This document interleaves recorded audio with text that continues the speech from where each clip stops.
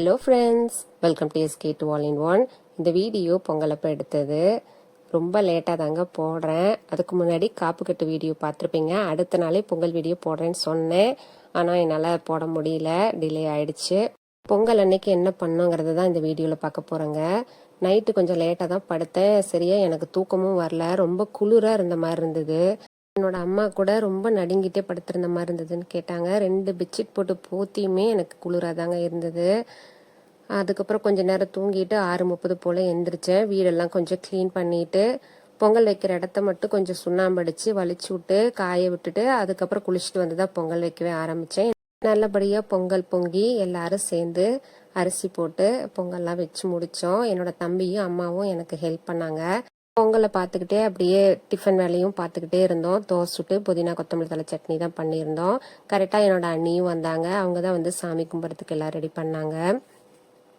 என்ன விசேஷனாலும் சரி, நாங்கள் எல்லாரும் சேர்ந்து வேலை செஞ்சு சாமி கும்பிடுவோம். அது ரொம்பவும் நல்லாயிருக்கும். ரொம்ப நாள் ஆச்சு இந்த மாதிரி எல்லாரும் ஒன்று சேர்ந்து பண்ணி. அப்படி இருந்தும் என்னோட ஹஸ்பண்டுக்கும் லீவ் இல்லை, என்னோட அண்ணாவுக்கும் லீவ் இல்லை. என் தம்பி லீவ் போட்டு வந்தாங்க. அவன் வரவும் எனக்கு கொஞ்சம் சந்தோஷமா இருந்துச்சு. என்னோட அண்ணி தான் எப்படி பண்ணணும்னு சொல்லி கொடுத்துட்டு இருந்தாங்க. எங்கள் அப்பா தான் எப்பயும் பூஜை பண்ணுவார். அவருக்கும் கொஞ்சம் உடம்பு முடியாதனால தம்பியவே பூஜை பண்ண சொல்லிட்டோம். எப்பயுமே சீக்கிரமாக பொங்கல் வச்சு சாமி கும்பிட்டு முடிச்சிருவோம். இந்த தடவை கொஞ்சம் லேட்டாக தான் பண்ணோம். இருந்தாலும் ஹரிபரியாக பண்ணல, பொறுமையாக பண்ண மாதிரி இருந்தது. இல்லாட்டினா எல்லாம் வேலை செஞ்சு முடிச்சுட்டு ரொம்ப டயர்டாக இருக்கிற மாதிரி இருக்கும். எல்லாம் சாமி கும்பிட்டு முடிச்சுட்டு பொங்கல் எல்லாரும் சேர்ந்து உட்காந்து சாப்பிட்டோம். செம்ம டேஸ்ட்டாக இருந்துச்சு. என்னோட அண்ணியும் பொங்கல் செஞ்சு கொண்டு வந்திருந்தாங்க. அதையும் டேஸ்ட் பண்ணோம். சூப்பராக இருந்தது. என்னோட அண்ணன் பசங்க எல்லாரும் ஒன்று சேர்ந்துட்டாங்கன்னா அவ்வளோதான், அவங்களெல்லாம் கையிலேயே பிடிக்க முடியாது.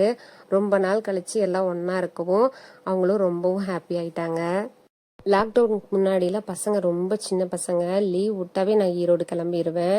சேலத்தில் நான் இருக்கவே மாட்டேன். இப்போ எல்லாம் பசங்க வளர்ந்துட்டாங்க. அவங்களுக்குலாம் நிறைய கிளாஸ்லாம் போகணும், டியூஷன் போகணும், நிறைய ஒர்க் இருக்கிறனால அடிக்கடி நான் ஈரோடே போகிறதே இல்லை.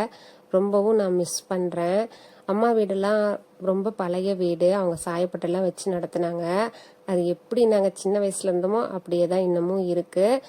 என்னோட அம்மா அப்பா வீட்டில் ஒவ்வொரு இடத்துலையும் நிறைய மெமரிஸ் குவிஞ்சு கிடக்குது. அதை என்னால் மறக்கவே முடியாது. என்னோட அண்ணியும் மதியம் லஞ்ச் சாப்பிட்டு முடிச்சுட்டு அவங்க அம்மா வீட்டுக்கு கிளம்பிட்டாங்க. நாங்களும் லஞ்ச் சாப்பிட்டு டின்னரும் சாப்பிட்டு முடிச்சுட்டு என்னோட தம்பியும் ஊருக்கு கிளம்பிட்டாங்க. நாங்களும் சேலம் கிளம்பி வந்துட்டோம். இந்த வீடியோ உங்களுக்கு பிடிச்சிருக்குன்னு நினைக்கிறேன். தேங்க்யூ.